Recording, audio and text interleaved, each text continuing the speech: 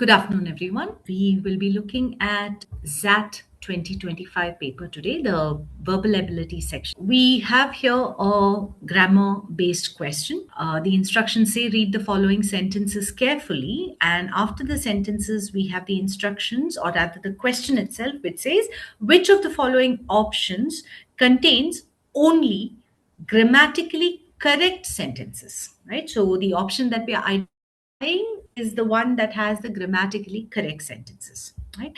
So let's take a look at the sentences we have here.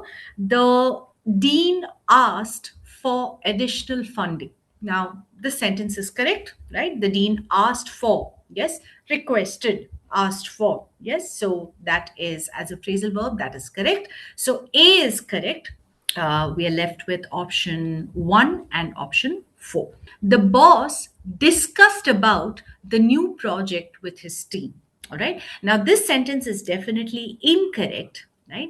Though this is not something that we commonly identify as an error, because all too unfortunately, I would say, discussed about is something that is very, very commonly used. But that doesn't make it correct, because discuss means to talk about. So it becomes an error of redundancy. About is not required after the word discussed, right? We say the boss discussed the new project with his team. That's more than enough. There is no need to use the word about, because as I said, discussed itself means talked about. All right. So B is definitely wrong. So that would actually give you the answer, because option 1 has A, B, and C, whereas option 4 has A, D, and F. Now, let's take a look at the other sentences, the remaining sentences, and see what's wrong with, now, C. Radhika is good in data interpretation. We're good at or bad at something, not in something. Right? So, especially when we talk about a subject, we say we're good at something or bad at something. Right? So, C is wrong. All right. Neil is transitioning into a new phase of life. This sentence is correct, right? So, transitioning, we transition into something. So, that's the appropriate preposition also to use. And transition is to change, right? So, that is correct. Changing, passing over into, right? That is the sense in which we use transition. All right. Rajat emphasized on the need for consistency in ZAT preparation. All right. So this sentence is again wrong, because we do not need on after emphasize. Emphasize means to lay stress on something. All right. So just as discuss means to talk about something, emphasize means to lay stress on something. So we do not need to use the preposition after it. All right. Let me just go back to sentence D for a minute. Neil is transitioning into a new phase of life. As I said, the meaning of transition is to change or to pass over. So into is required after that. Yes, the word into is not there in the meaning itself. Whereas with emphasize, to lay stress on, the preposition on is there in the meaning of emphasize. Right. So that's why we don't need the on. It becomes another error of redundancy. Therefore, we rule out, rather, E is another sentence that is incorrect. F says that this car is superior to the previous one in terms of efficiency. So this sentence is correct, because superior, inferior, though they are used for comparison, are followed by to, not by than. Right. So it is generally when it is the comparative er, right? Or of course more is a comparative word anyway, but otherwise greater than, bigger than, larger than, etc., etc., all of those, yes, they are followed by than, but superior, inferior are followed by to. So the sentence is correct. All right, let's see what we have here. We have a fill in the blank kind of question. Read the following excerpt carefully. From the options below, choose the one that meaningfully fills up the blanks. All right. Let's see what so it's a passage. Always a good idea to read the whole passage first before we start filling in the blanks. When each dash generation grows up, it looks down on the next. Okay, so that becomes a keyword there, a clue there. All right, it looks down on the next, because when each dash generation grows up. All right. So that establishes a sort of relationship, grows up. Okay, it looks down is it uh, feels that the next generation is inferior, right? That is the idea. It looks down on the next as if we all forget what it feels like to be dash. Okay, so we all forget what it feels like to be dash. When most dash think about their own youthful indiscretions are mistakes, the small mistakes that we make. Now, youthful indiscretions are the ones that we make in our youth. All right. So think about their own youthful indiscretions.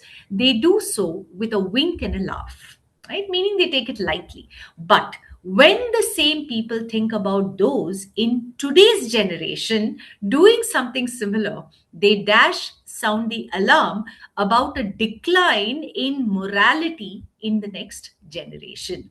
Okay. So when most when now here I think I would find it the easiest to fill in the third blank, right? So when most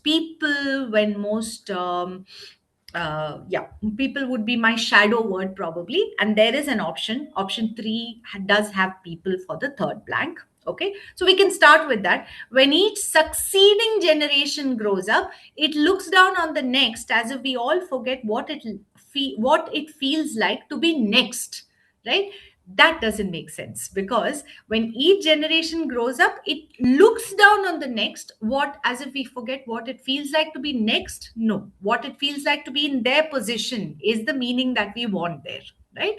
So for that reason we rule out option 3. Okay, now we take a look at the other. So we can start with the first, when each dash generation grows up. Now option 2 has when each old generation grows up. That doesn't make any sense. It's a contradiction in terms. If you look at it, when each old generation grows up, it looks down on the next. No, that doesn't make sense. So we can rule out option 2. Okay, so you rule out. You generally find, with such questions, you generally find one word that doesn't fit, and if you're lucky you find two. Otherwise you find at least one word that doesn't fit into one of the blanks. All right. So then, when each young generation grows up, it looks down on the next. So, for the same reason that old doesn't work, young also doesn't work. It's not a matter of whether the generation is young or old, right? It is about one generation and then the next generation, right? That's the meaning that we want. So, succeeding, which means next, the one that comes next, might still have worked from option 3, right? But when you look at next, right, what, as if we all forget what it feels like to be next, doesn't work, because it's not, as I said, it's not about being next, it is about being in that position earlier, right? So that's why we rule out option 3. So we have ruled out 2, 3 and 4. Now we are left with options 1 and 5, when each successive generation grows up. So what's the difference between succeeding in option 3 and successive in option 1? Succeeding just means next. Successive means in the order of position, one after the other, right? So since before the blank we have the word each, all right, successive works very well, right? So when each successive generation grows up, it looks down on the next as if we all forget what it feels like to be young. Yes, meaning that generation, because as each generation grows up, right, meaning it grows older, so it looks down on the next generation, the people who are 10, 15 years younger, right? So it's as if we forget what it feels like to be in their position, which is young, right? So that also fits in. When most adults, yes, instead of people we can use the word adults, because this is a generation that has grown up, right? So when most adults think about their own youthful indiscretions, so especially in light of the word youthful indiscretions, we know we are talking about people who have grown up, right? People who are not so young anymore, right, is the idea. So yes, adults fits into the third blank, and they do so with a wink and a laugh, meaning when they think about their own youth and the mistakes they committed during their youth, they do so with a wink and a laugh. But when the same people think about those in today's generation doing something similar, they hypocritically, meaning they're willing to forget about, or they're willing to take their own mistakes as a joke. But if Somebody in the next generation makes the same mistake, then they sound the alarm, they talk about a decline in morality in the next generation, etc., etc. So that is nothing but being a hypocrite, right? Who's a hypocrite? A hypocrite is one who says one thing to one person and turns around and says the exact opposite to another person, right? Being two-faced, as it is called. So yes, option 1 is the answer because all the words fit in well. We have here another set of sentences. We have to identify the option that contains the grammatically correct sentences. So let's see what we have. There are less cars on the road today, right? So when you read that, now, in the first reading, you may or may not identify this particular error. Yes, because we don't really pay a lot of attention to the difference between less and few. All right. But less is used for uncountable nouns such as money, coffee, tea, petrol, iron, right? These kind of words are uncountable nouns. You cannot count them as one, two, three, four. You do not have singular and plural forms. So there are less cars doesn't make sense. It should be there are fewer cars. All right. So A is definitely wrong. All right. So you can rule out option 1. You can rule out option 2. You're still left with 3 options. Okay. She is nicer than her sister. Okay. So this sentence is correct because now, nicer is the comparative form of nice, all right? And it is followed, most comparative words are followed by than when we make a comparison between two people or two things. Yes. So here she and her sister are being compared. So she is nicer than her sister. Sentence B is correct. All right. So that gives us probably one, we are able to eliminate one more option. Okay. Right. I have been here from Monday. Okay. So that sentence is wrong because you say, I have been here. Now, have been is the present perfect tense. So generally, with the present perfect or the present perfect continuous tense, we use the word since. From is used with the other tenses when we want to connect the past to the present. All right. So since the present perfect tense has been used, it should not be from, it should be since. So sentence C is also incorrect. All right. That helps us eliminate one more option and we get our answer here. So the answer is option 3, BDF. All right. So I know how to swim is correct. Okay. She is the girl that won the case competition is wrong because we are talking about a girl. Yes, that refers to the girl here. So while that can be used to refer to a person also, that is used to refer to a person generally when we use a superlative, right? So something along the lines of she's the girl that best knows how to handle the situation, right? When you use it in that way, when best is the superlative there, all right, then we can use that. Okay. Otherwise, we use who to refer to a person, right? So E is also wrong. F says the media are divided on the issue. In this case, are divided is right, even though media is generally considered it's a collective noun, right?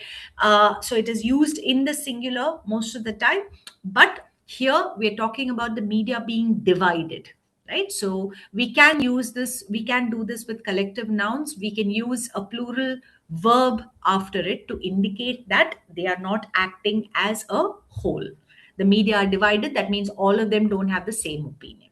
All right. So F is also right. So BDF option 3 is the answer. Read the following statements and answer the question that follows. We have a set of 5 statements. What we have to do is put them in the most logical order. All right. So we have a parajumble or a, ordering of sentences kind of question. Okay. So with such questions, make sure you always read the sentences first, see if you can find a possible introductory sentence. Okay. So here we have, whatever that might be, right? So the minute you see that is a pronoun which is referring to something that has been mentioned before. This is unlikely to be the starting sentence. The final ingredient for a habitable world is a source of energy for life to exploit. This makes for a good introductory sentence because it is a general statement. It uses a, right? The article a, yes, which a or an generally, They are indefinite articles. They generally indicate something that is being, so especially if you're talking about the same thing, once with a or an before it and in another sentence with the before it, the sentence with a or an before that word comes first because it's an introduction to it. All right. So this gives us a topic because it says the final ingredient for a habitable world is a source of energy for life to exploit. Right. So B makes for a good starting sentence. So if you're able to identify that and then you check the sequence, you will find you find that you have your answer, right? Because C says on earth almost every living thing ultimately depends on photosynthesis for its energy. So this is a confirmation that sentence B is the introductory sentence because this is talking about photosynthesis for its energy. Okay, then their inhabitants do not benefit from sunlight directly, but their metabolisms are powered by chemicals created in the photosynthesizing oxygen rich surface oceans far above, right? That is a bit of a problem. Again, you have that. Okay, so E definitely cannot be the starting sentence. All right, so we have our answer. The answer is option 4, right? B, A, E, C, D. Okay, let's just look at the sequence. The final ingredient for a habitable world is a source of energy for life to exploit, whatever that might be, meaning whatever that source of energy might be. On Europa, far from the sun and beneath kilometers of ice, it will not be sunlight. Okay, then comes E. That is a bit of a problem, meaning that it is not going to be, it is not sunlight on Europa, right? C comes next. On Earth, almost every living thing ultimately depends on photosynthesis for its energy, including the rich ecosystems in the ocean depths discovered in the 1980s and which helped the idea of life on Europa gain a foothold. Their inhabitants do not benefit from sunlight directly, but their metabolisms are powered by chemicals created in the photosynthesizing oxygen rich surface oceans far above, right? So we're talking about the there here will refer to the rich ecosystems. All right, so you get the sequence that way. Option 4 is the answer. Read the following passage and answer the question that follows. The question is which of the following options can be best concluded from the passage? Okay, so a critical reasoning sort of question because it says which of the following options can be best concluded from the passage. Okay, let's see what the passage is. No man knows how bad he is till he has tried very hard to be good. Okay, so no man knows how bad he is till he has tried very hard to be good. A silly idea, please note, right? Note words like this when it comes to conclusion, inference types of questions because the tone helps to get to the conclusion. All right, a silly idea is a current idea that good people do not know what temptation means. This is an obvious lie. Look at another word that gives us, that adds to the tone, right? The author is does not approve of this idea that good people do not know what temptation is. Only those who try to resist temptation know how strong it is. After all, you find the strength of the German army by fighting against it, not by giving in.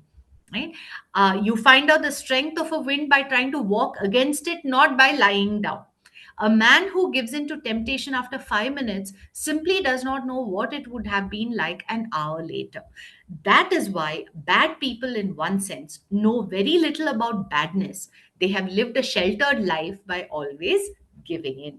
Okay, so in between, the author gives us two or three examples of how unless we have tried something, we don't really know, right? So you don't know the strength of the German army unless you fight against it. You don't know how strong the wind is unless you try to walk against it, he says, right? He or she. Okay, so what is the conclusion that we can draw from this passage? Of course, the author begins and ends with the idea of no man knows how bad he is till he has tried very hard to be good, and comes back to the idea by saying that that is why bad people know very little about badness.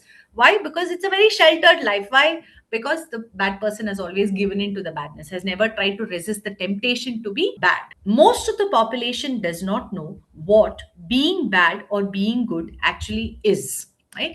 Now, this we cannot conclude from this particular passage because it says most of the population, which is this population that we are talking about.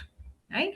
And again, to say most of the population, It says no man knows how bad he is till he has tried very hard to be good. Now, when you say no man, and the he here is very generic, right? The author is only making a point. The author is not talking about specifics. All right. So, in that case, option one can be eliminated. How we label ourselves depends entirely on how much we have fought for that label, right? What is fighting for something, right? So, are we fighting for the label of being good? Are we fighting for the label of being bad?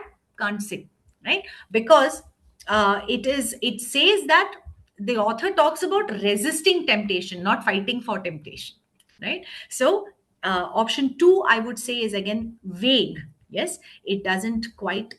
It's not a conclusion that we can validly, logically draw from this particular passage.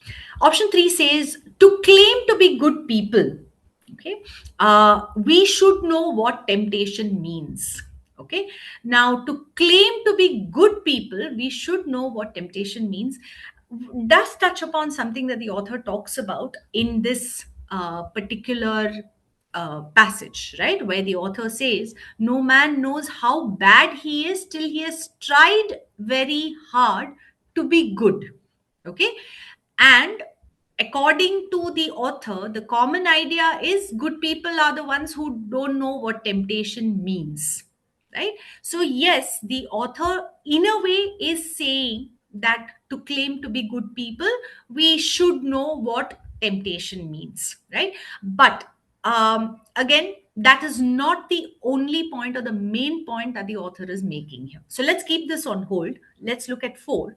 Four says to claim to know anything, we must apply it in a situation and then judge ourselves. So the author is not really talking about knowing things, right? The author is talking about being good and bad and how temptation, resisting temptation, has a role to play in that.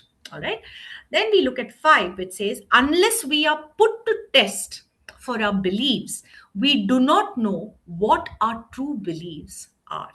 Right. So this is the answer, actually, right? So if you compare it with three, which says to claim to be good people, we should know what temptation means. Well, if you look at the last sentence, right, the author says that is why bad people, in one sense, know very little about badness. They have lived a sheltered life by always giving in.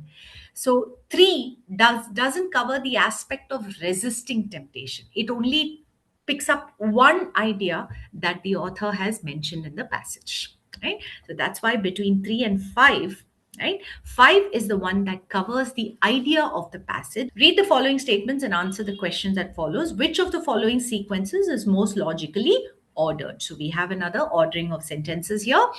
The treaty tests off. Okay, so it says the treaty. So it is most likely referring to the treaty that has been mentioned, a treaty that has been mentioned somewhere else in the in one of the other sentences.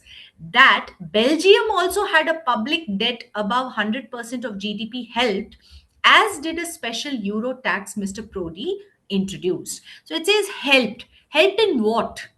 Okay, so we don't know. Again, this is unlikely to be the starting sentence. Okay, into the uncompromising environment came the first of a series of external shocks.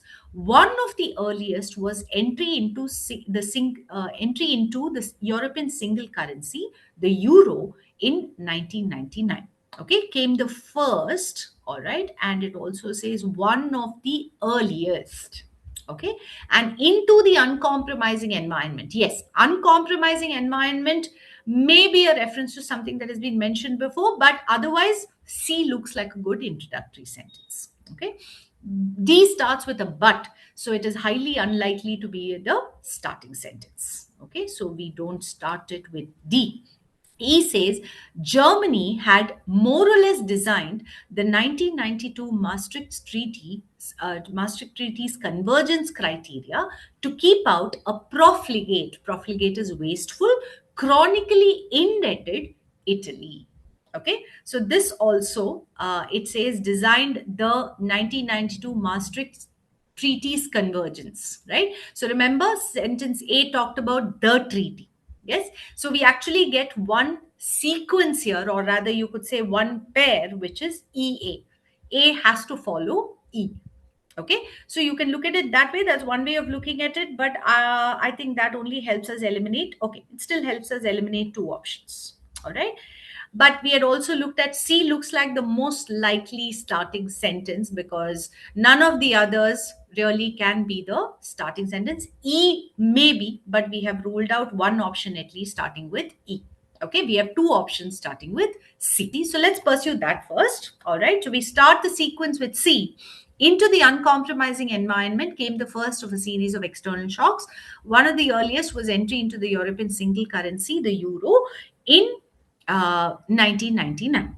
Okay, all right. What comes after this? Germany had more or less designed the treaty's convergence criteria to keep out a profligate, chronically indebted Italy. The treaty tests of a budget deficit no bigger than 3% of the GDP and a public debt converging towards a ceiling of 60% of a GDP seemed impossible for Italy to pass by 1999. Okay, so that establishes a sequence actually because sentence C tells us that it starts out, it gives us a context, right? So CEA, and then comes D, which says, but when it became clear in 1997 that Spain was determined to join from the start, Romano Prodi. So that actually gives us another link, which is the DB link, because B mentions Mr. Prodi and D mentions Romano Prodi, then Italian Prime Minister, which introduces the person.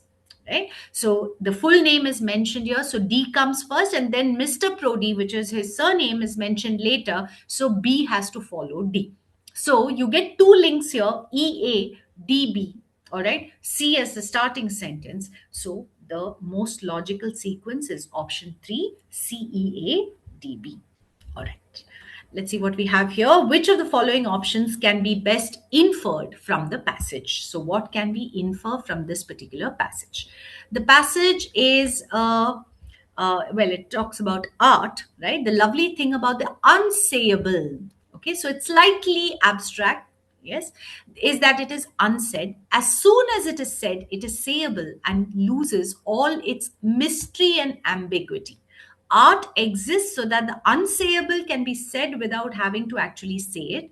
We cloud it in secrecy and obfuscation. Obfuscation is making things unclear. The mind is free to roam, and all things can be imagined under the cover of darkness. How nice that is, the unsayable. How tired we are of having things explained to us, having things said.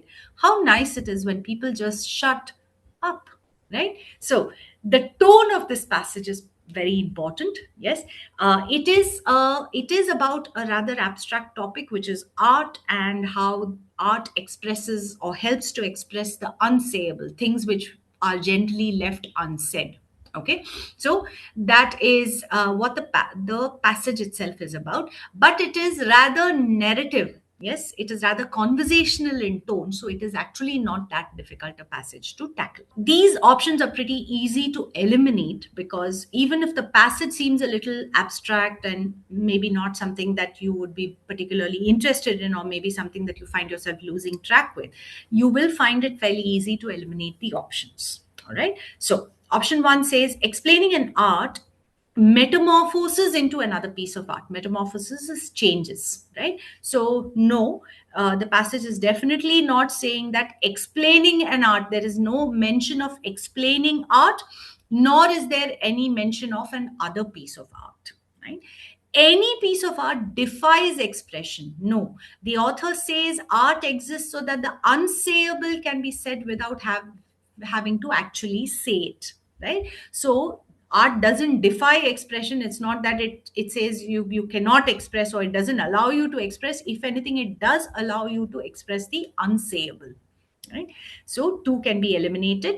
Art echoes the language that is unintelligible. Unintelligible is something that cannot be understood, right? So we cannot say that art echoes a language that is unintelligible. The passage is not about what cannot be understood. The passage is about what cannot be said and how art helps to express that, right? So option 4, which says art expresses what humans cannot communicate in words. Makes sense? Yes, therefore, option 4 is the answer. Option 5 says art unfolds the mystery of human tongues. Tongues here is a reference to language, which is again way beyond the scope of this particular passage. All right. Which of the following options can be best inferred from the passage? So, employees complaining about mundane tasks are routine, day to day, boring, dull, ordinary tasks. There is a listlessness, a lack of energy that settles around them. A bored employee may continue to produce good results, but that can also be because the tasks are repetitive, meaning the same thing is being done over and over again. So, probably they'll be able to produce good results. And the outcomes are expected. So, it's not that, so it's fairly predictable, right? Is what the author tells us. Yes. So, this is very simple, very straightforward, the passage. All right. Let's see what what the options are. What can we infer from this passage? Good performance makes organizations overlook is ignore their employees state of mind. All right, so this is something that we can infer, because it says employees complaining about mundane tasks are often ignored, right? So there is a reference to this. Yes, so good performance makes organizations overlook, right? So they're continuing to produce good results, right? Is what the passage tells us. Yes, so because they're producing good results, yes, the employers may not really pay much attention to the employee's state of mind. All right, so option 1 works well. Let's see what the others say.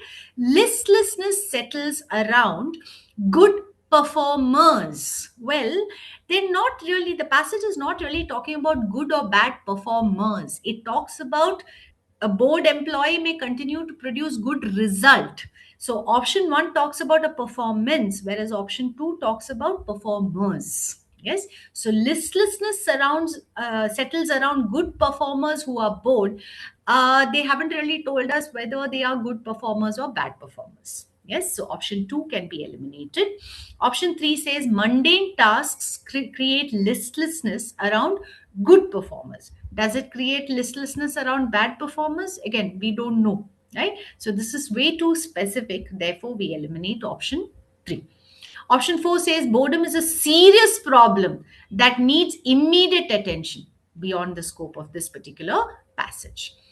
A bored employee must be a bad performer for the organization to take notice. Again, this is stretching the idea of the passage a little too much. Option 1 is the one that works the best. All right, let's see what we have here. Which of the following best explains the underlying message depicted in the cartoon? Okay, so the cartoon has a boy or a young man with a dog who seems to be chasing a ball. Okay, we have the thought bubble for the boy that says, I love how he finds joy in the simple things. The dog, on the other hand, has a thought bubble that says the emotional burden of alleviating is reducing, his depression is crushing me, right? So the dog is thinking that this burden, it's a burden, right, of trying to make him happy. Yes, and that is crushing me. Okay, so what do we understand from this? What is the message that the cartoonist is trying to send out, right? Is what the question is asking us. So let's see. Yes, option 1 says our understanding of others based on our beliefs may not be true.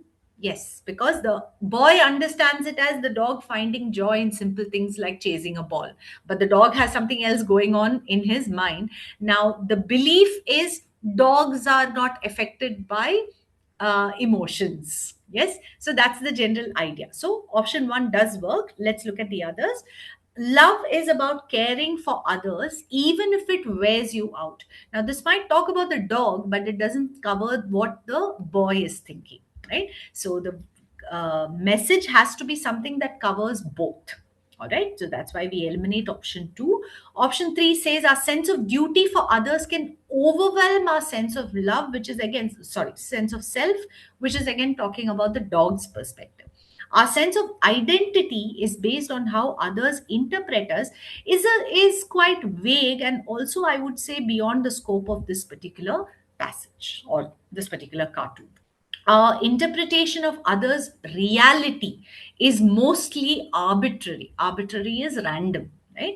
So this again is beyond the scope of this particular cartoon. Option one is the one that conveys this message best. All right, let's see what we have here. We have a passage here which talks about work, more specifically greedy work, right? So, what is greedy work? Greedy work is essentially, let's say work that requires a lot from the individual, right? It pays greater returns, you could say. It gives greater returns, but it requires a lot from the individual. That's the summary of this particular passage. All right. Now, the question says, which of the following statements cannot be inferred from the passage? So, what is it that we cannot infer from the passage? So, again, this is highlighted. It is very important to make sure that you pay attention to the word cannot. That means 4 out of 5 options can be inferred, one cannot be inferred. All right. Now, the answer to this particular question is option one. The root of all problems in the world is greed, right? So while yes, the passage is talking about greed, it's talking about greedy work.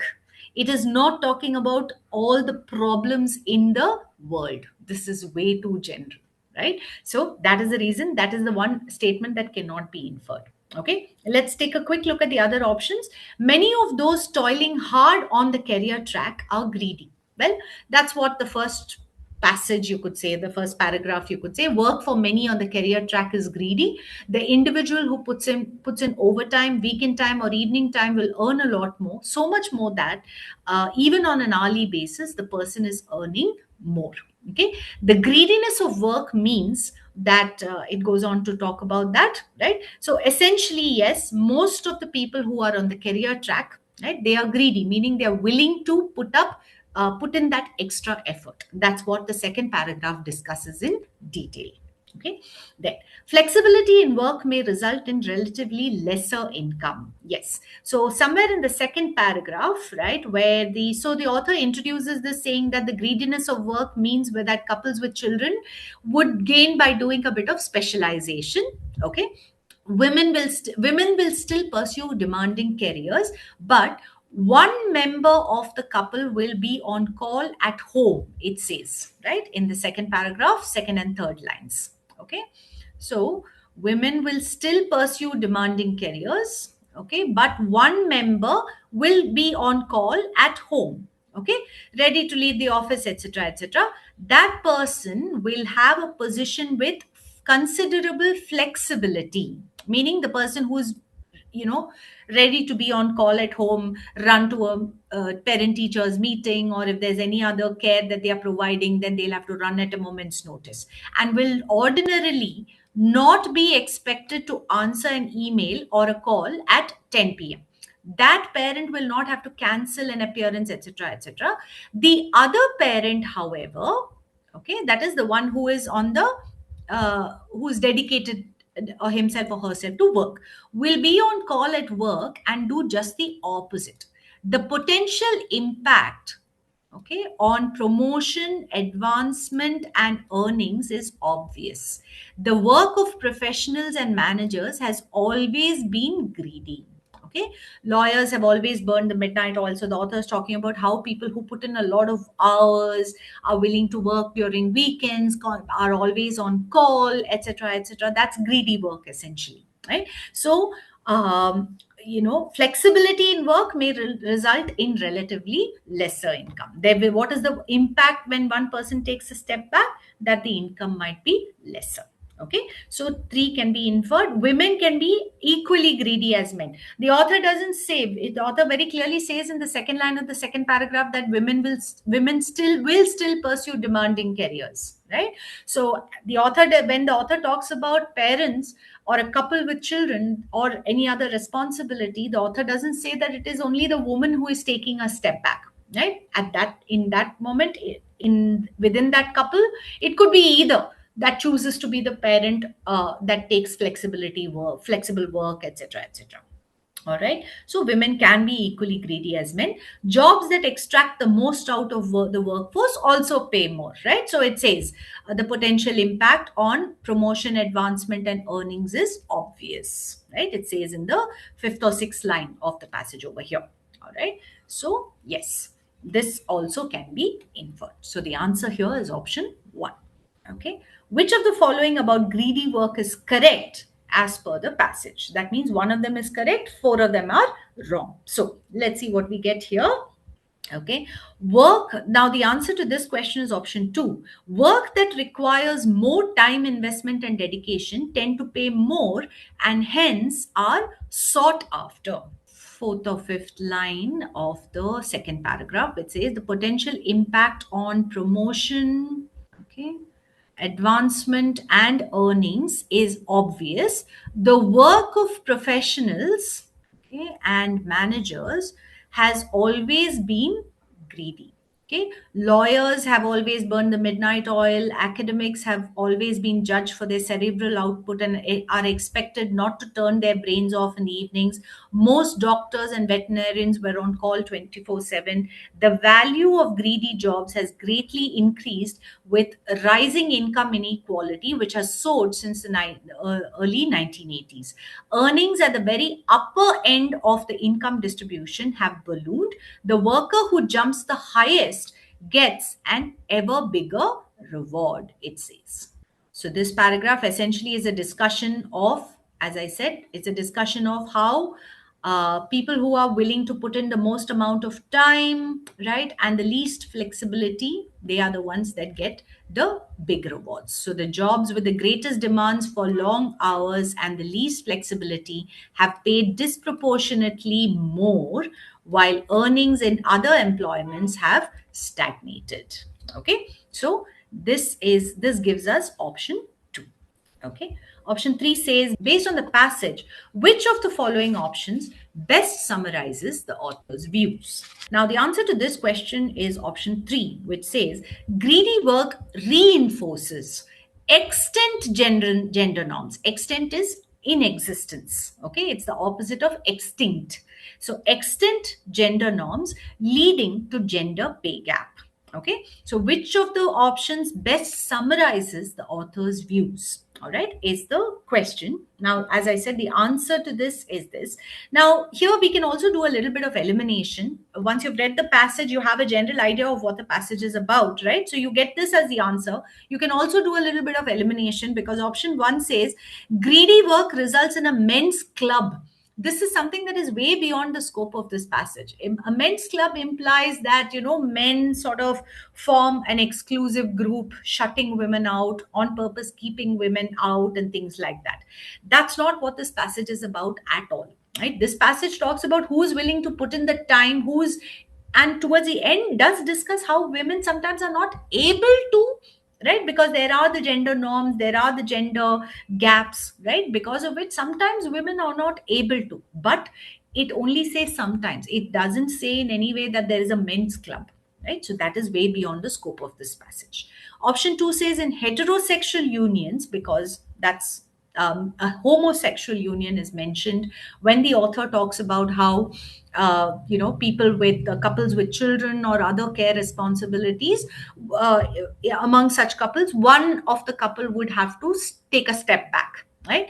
So it says it can be a homosexual couple also, but in such a case, the author briefly mentions that to talk about how, right, women, that comes later. All right, so it doesn't say anywhere that in heterosexual unions women must pay a price to see their husbands rise to fame. This is a distortion of what is stated in the passage. All right, the passage is only talking about how, when it comes to a homosexual union, there, because both of them are from the same gender, there's no question of a gender norm applying there.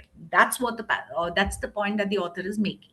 All right, then Option 4 says, as women try to fight against gender norms, greedy work is their most formidable enemy. It doesn't say anywhere that it is the most formidable enemy. There are so many other enemies when it comes to fighting against gender norms. And greedy work is the single most important lesson, is another reason to eliminate, is a reason to eliminate option 5. All right. So option 3 is the one that summarizes the author's views. Okay. Based on the passage, which of the following inferences cannot be drawn? So, 4 of them can be drawn, 1 of them cannot be. So, what do we get here?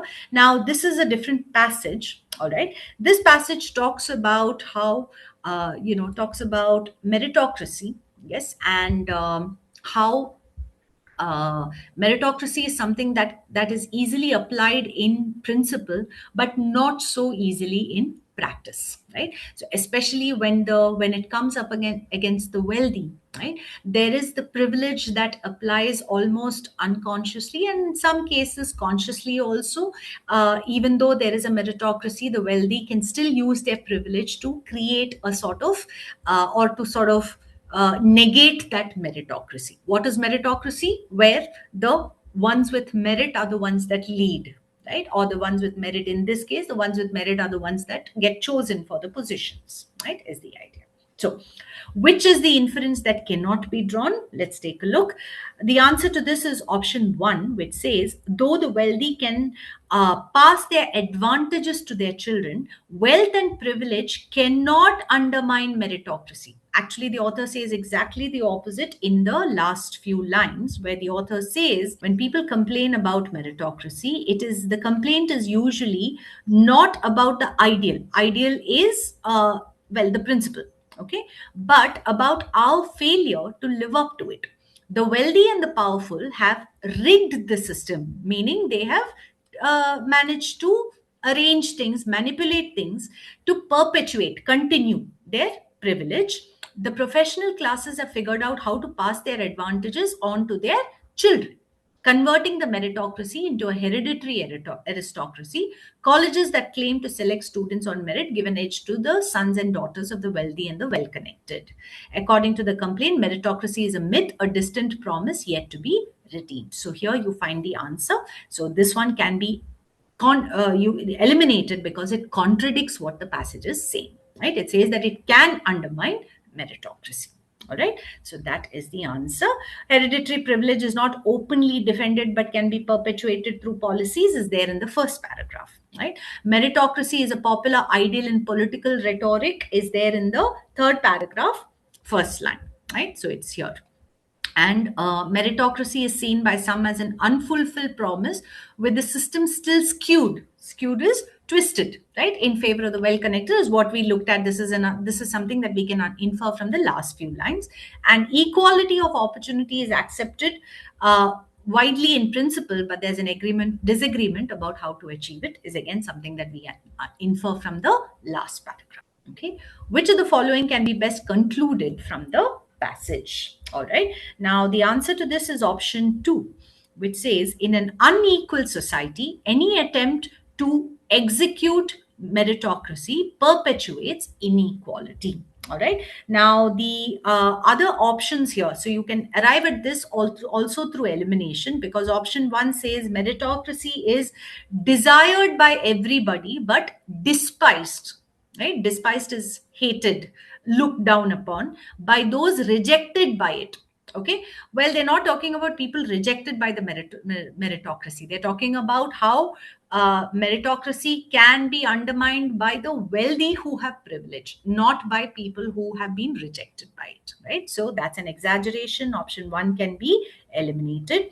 Option 2 says meritocracy is a utopian system. Utopian is the ideal, the perfect system. Nowhere does it say that meritocracy is an ideal system.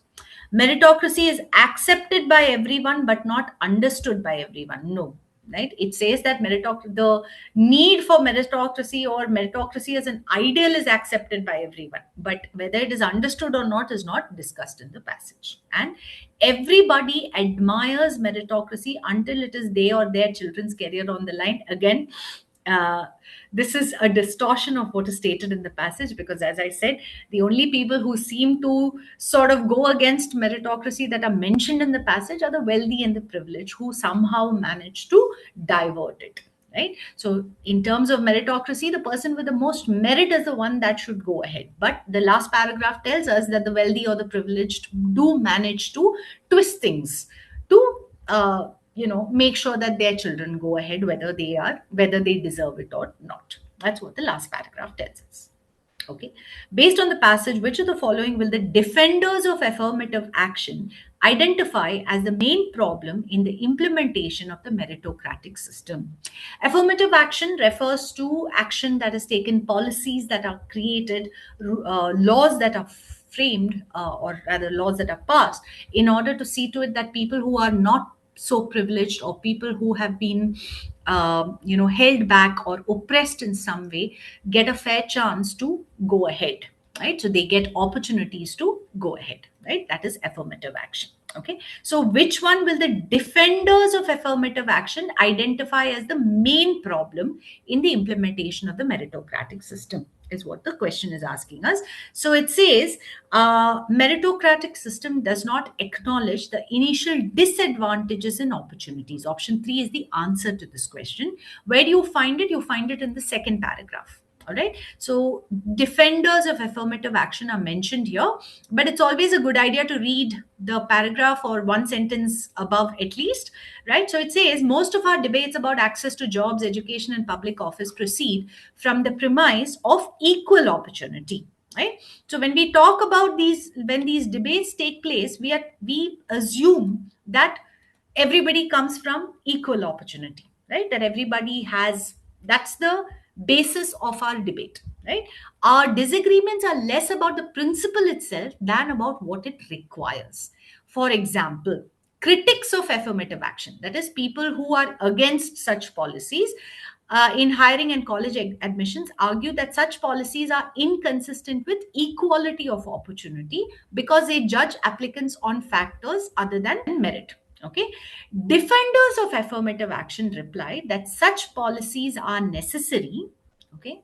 Such policies are necessary to make equality of opportunity a reality for members of groups that have suffered discrimination or disadvantage. Okay, so that's what option 3 is telling us, that it does not acknowledge, right? Why should it be there in the first place? Let us acknowledge. We are assuming that everyone has equal opportunity, but let us first acknowledge that there is no equality of opportunity. One person may have studied in one kind of school, another person may have studied in another kind of school. One person may have had the advantage of learning, let's say, about computers. Another person may not have had the advantage of learning about computers, right? But when it comes to one particular place and then you put them all together and assume, and here you say, okay, now it will be decided on the basis of merit, right? But we also have to take into account the background, right? That is what has led them to this particular situation. That's what the defenders are talking about, right? So that also has to be taken into account. Okay, we have here another passage that talks about how human beings choose kin selection, right? So kin selection, kin is nothing but relatives, would be more specific. Now there are two ways when it comes to human beings. There's the biological aspect and the cultural aspect, right? So the author talks about how when it comes to human beings, the cultural aspects or the cultural communities that human beings form seem to be more important, but are also more random in the selection. Right, so that's what the passage is about. Let's see what the question says. Based on the passage, how are rodents and humans similar to each other? Right, so what is the similarity according to the author? Okay, now the answer to this is option 3. Okay, which says both rodents and humans divide the world between us and them. Right, so if you look at the first paragraph, it says the fluidity and situational dependence is uniquely human. In other species, in group out group distinctions reflect degrees of biological relatedness, or what evolutionary biologists call kin selection. Okay, rodents distinguish between a sibling, a cousin, okay, distinguishes, differentiate. A sibling, a cousin, and a stranger by smell. Okay, that is their way of differentiating. Yes, and adapt their cooperation accordingly. Okay, those murderous groups of chimps are largely made up of brothers or cousins who grew up together and predominantly harm outsiders. This is another example that is being given. Humans are plenty capable of kin selective violence themselves, right? Now, this is a similarity between the chimps and the human beings, but that's not what the question is asking us. The question is asking us about. The similarity between rodents and human beings. So the first paragraph tells us that the fluidity and situational dependence is uniquely human, but in other species the in-group out-group distinctions talk about, so it is the differentiation, the ability to differentiate between us and them. Okay, so that is the answer to this question. What does the author best mean when they say this fluidity and situational dependence is uniquely human? Right. So this is the very first sentence of the passage. All right. So what does the author mean when he or she says that? Right. So the answer to this is option 2, which says humans in group out group thinking is influenced by their space and time. Now, in the first paragraph, the author goes on to talk about how that's one thing we have in common with rodents, that the rodents also distinguish between, us and them, that is, the relatives and people who are not related, right? Chimps also do that as such, all right? But yes, so if you look at the second paragraph, it says humans are plenty capable of kin selective violence themselves, yet human group mentality is often utterly independent of such instinctual familial bonds. Most modern human societies, okay, rely instead on cultural kin selection, a process allowing people to feel closely related to what are in a biological sense, total strangers. Okay, goes on to give us an example of this cultural selection as such. Then goes on in the third paragraph, the author talks about how, moreover, these cultural communities are arbitrary, random, when compared to the relatively fixed logic of biological kin selection, right? So biological kin selection is fixed as such, right? But with human beings, there, because this affinity for choosing cultural communities is there, that thing depends upon space and time, right? And that's what the last paragraph talks about, right? So it says few things show this arbitrariness better than the experience of immigrant families in the second line of the third paragraph, right? Where the randomness of a visa lottery can radically reshuffle a child's education, career opportunities, and cultural predilections. Okay, had my grandparents, he goes on to give an example of that. All right, so that's what the last paragraph is about. Yes, so it is essentially, that's what the example leads us to, how the author talks about how, if they had his parent father, his ancestors had missed out on the train which was taking them from Russia to America, right? Then the author would have ended up completely different, having a different cultural identity, is the idea, right? So yes, it is influenced by their space and time. Okay, what does the author best mean when they refer to the Battle of Stalingrad and Pearl Harbor? So this is the example that the author is talking about, right? So as you can see in the now the answer to this question is option 3. Okay, humans' interpretation of specific events depends on their emotional association with them. Okay, so what is the author talking about? The author says, moreover, these cultural communities are arbitrary when compared to the relatively fixed logic of biological kin selection. Few things show this arbitrariness better than the experience of immigrant families, where the randomness of a visa lottery can radically reshuffle a child's education, career opportunities, and cultural predilections. Predilections are tendencies. Okay, had my grandparents and father, okay, so we're reading from here specifically, this is the example given. Had my grandparents and father missed the train out of Moscow that they instead barely made, maybe, okay, I'd be a chain smoking Russian academic rather than a Birkenstock wearing American one, moved to tears by the heroism Okay, so here we have the mention. This is how we get emotional association.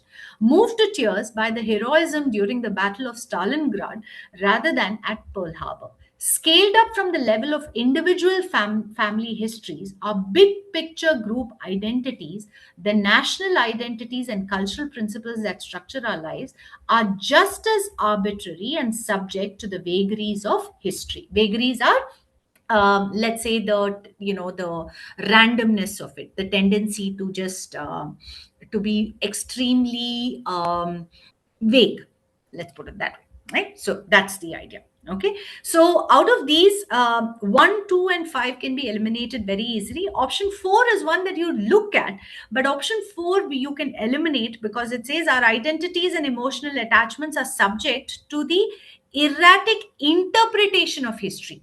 The passage talks about the vagaries of history itself, the erratic nature of history itself, not the erratic interpretation of history, right? So that's where option 4 can be eliminated. Option 3 is the best choice. Okay, we have here a poem. Look how you turned on the ceiling fan. It's too high. See how it shakes and trembles. Okay, now you'll see that there is a theme to this with such words: shakes and trembles. You walk into this room with your hot ideas, and the ceiling fan has to work harder to cool down the room for us. You walk into this room with your crazy eyes, and the ceiling fan wants to fly loose. It dreams of becoming a spider lily. The reference to a spider lily is a kind of flower. The reference to a spider lily is because the spider lily symbolizes death. Right? So essentially, the last line tells us that the fan wants to break loose and become, and be dead. It doesn't want to be in the room where this person who is being spoken to is. Right? So that's the idea. So shakes and trembles, hot ideas, ceiling fan has to work harder to cool down the room, crazy eyes, the fan wanting to shake loose, fly loose, and be dead, right? All of this builds up a negative picture of the person who's being spoken about or referred to as you. All right. So, which one best conveys the theme of the poem? The poem talks about the inner conflict resolved by an attempt to restore balance. No, it is not inner conflict because somebody is being spoken to, addressed here, right? So it is not the inner conflict. The poem conveys a subtle art of argumentation way beyond the scope of this particular passage, right? Argumentation and counter argumentation. The poem talks about a conflict between transformation and escapism, again, beyond the scope of this particular poem. All right. The poem conveys a quest for self during emotional turmoil. Emotional turmoil you might still get, but it is still a bit of a stretch. Turmoil, yes, right? But what is the turmoil? It seems to be more the turmoil created by this person on the other, the effect created, effect that this person has on the other people, right? So it's definitely not about the self. Yes. So our answer has to be option 5, which says the poem conveys fear and anxiety due to the loss of stability. Yes. Shakes and trembles, cooling down, crazy eyes, wanting to fly loose. All of this indicates a loss of stability and the fear and anxiety created because of that. Okay. What does the author best mean when she says you walk into this room with your hot ideas and the ceiling fan has to work harder to cool down the room for us? Okay. So, what is this saying? Well, the answer to this particular question is option 5. Okay.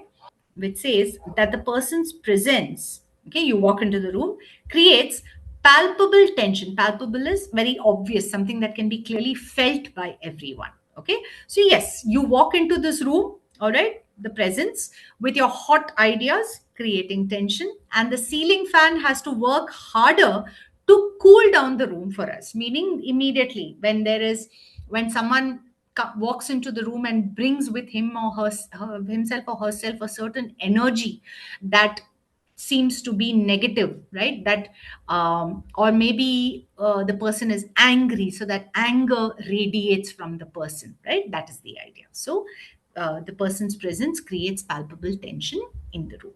All right. Now, this passage talks about a particular experiment that was conducted in which 1,500 entrepreneurs, right, from West Africa were recruited for this experiment. Okay, and it was a mix of women and men in their 30s, 40s, and 50s. Okay, so that was the group that was experimented upon. Now, they came from, one thing they probably had in common was that they all ran small startups in manufacturing, service, and commerce. Now, they randomly assigned the founders to one of three groups. So they were all people who are founders of small startups. Now the experiment randomly assigned them to three groups. One group was a control group. That is, they did whatever they did as usual, as normal. They continued to do whatever they did.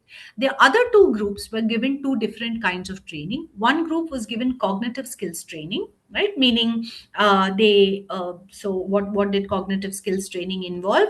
Accredited business course from They took an accredited business course created by the International Finance Corporation. What did they study? Finance, accounting, HR, marketing, pricing, and practice using what they learned to solve challenges and seize opportunities.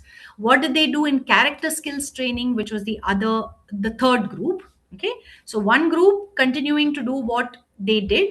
Yes, the second group was given cognitive skills training. The third group was given character skills training. What did they do? They attended a class designed by psychologists to teach personal initiative. What did they study? Proactivity, okay, discipline, determination, and practiced putting those qualities, okay, into action, right? So this was the experiment. Right now, the passage goes on to tell us that the people who had the character skills training had a great impact. Right, over the next 2 years, they went on to make a great profit. Right, and it goes on to then talk about how character is something that is very, very important and something that can be trained. Character skills can be gained, and also goes on to differentiate between character and personality. Okay, so which of the following views would the author best agree with? Now, the answer to this particular question is option 4, which says putting our values and principles to practice requires transcending our personality. Transcend is to rise above. The author says from here, if you read from here, the last part of the passage, character doesn't set like plaster, it retains its plasticity. Plaster refers to something similar to cement, right? So that sets hard, plaster sets hard, whereas character retains its plasticity, meaning flexibility. Character is often confused with personality, right? So character is often confused, it is mixed up with personality. It is interchanged, you could say, wrongly with personality, but they are not the same. Okay, personality is your predisposition, meaning your basic instincts. Okay, how to think, feel, and act. Character is your capacity to prioritize your values over your instincts, meaning you have your values, and in a situation where you have to choose between your values and your instincts, character decides which one you choose. If your character is strong, then you choose your values. If your character is not so strong, you go with your instincts. Knowing your principles doesn't necessarily mean you know how to practice them, particularly under stress or pressure. It is easy to be proactive and determined when things are going well, right? So when things are easy, yes, we can practice all the good qualities, right? The true test of a character is whether you manage to stand by those values when the deck is stacked against you. Deck is stacked against you means when the situation is not going well for you. If personality is how you respond on a typical day, character is how you show up on a hard day. Personality is not your destiny, it is your tendency. Character skills, so this is where you essentially get your answer. Character skills enable you to transcend that tendency to be true to your principles. It's not about the traits you have, it is what you decide to do with them. Whatever you are today, there's no reason why you can't grow your character skills starting now. That is the answer. So option 4 is the answer. Okay, which of the following can be best inferred from the passage? All right, now the answer to this is option A, which says sustainable success in life requires strong character skills. Okay, so this is something that the author is talking about. You can also eliminate the other options here. Cognitive skills, unlike character skills, are always, first of all, when the word always is used, it's a red flag, right? It's something we have to be careful about. I'm not saying you eliminate it just on the basis of the word always, but yes, it is definitely something to be checked, right? Now, the author does not make a direct comparison between cognitive skills and character skills in that sense. The author talks about how one group was given cognitive skills training, the other group was given character skills training, and that group did much better. But whether one is reactive, proactive, we do not know, right? So option 2 can be eliminated. Option 3 says character skills can compensate for poor cognitive skills. Again, poor cognitive skills are nowhere discussed, and nor does it the passage tell us that character skills can compensate for not having cognitive skills or having poor cognitives. Being aware of your character skills enable you to exercise them. Okay, now this is something that can probably be inferred, but it is one small part of the passage, right? It is one idea that the author uses to build up the overall idea, right? And character skills can be built only if one believes in them. Again, this is not something that is discussed in the passage. So if you look at if you look at option 1 and 4, okay, being aware of your character skills, this is actually something that the author is contradicting, because the author talks about knowing not your character but your principles. Knowing your principles doesn't necessarily mean you know how to practice them, right? Particularly under stress or pressure. So no, being aware of your character skills do not enable you to exercise them, I would say, right? So option 4 also can be eliminated. Okay. Based on the passage, why would character skills help entrepreneurs more than cognitive skills? Okay, so what is the answer to this? The answer to this is option B, which says character skills prepare you for an uncertain future. So, somewhere in the middle of the passage, the author comes around to what the third group had, right? What kind of training the third group had, and tells us that they studied proactivity, discipline, determination, etc., etc. It goes on to say after founders had spent merely 5 days working on these skills, the firm's profit grew by an average of 30% over the next 2 years. This was nearly triple the benefit of training in cognitive skills, right? That was nearly, I'm sorry. Okay, the author says that was nearly triple the benefit of training in cognitive skills.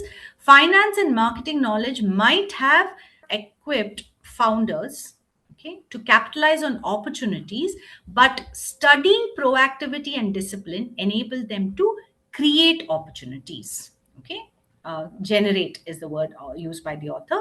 They learn to anticipate market changes rather than react to them. They developed more creative ideas and introduced more new products. When they encountered financial obstacles, instead of giving up, they were more resilient and resourceful in seeking loans. Along with demonstrating that character skills can propel us to achieve greater things, this evidence reveals that it is never too late to build them.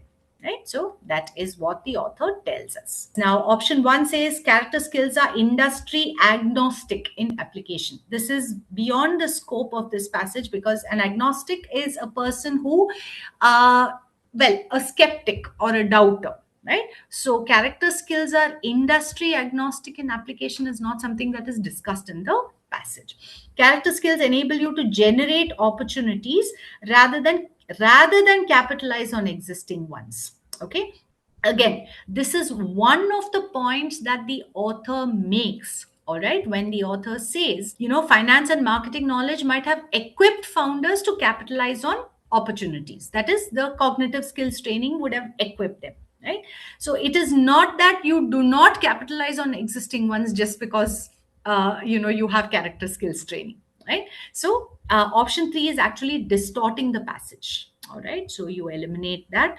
Option 4 says one can be poor in finance and quantitative skills, but really good in character skills. Again, not something that is discussed in the passage.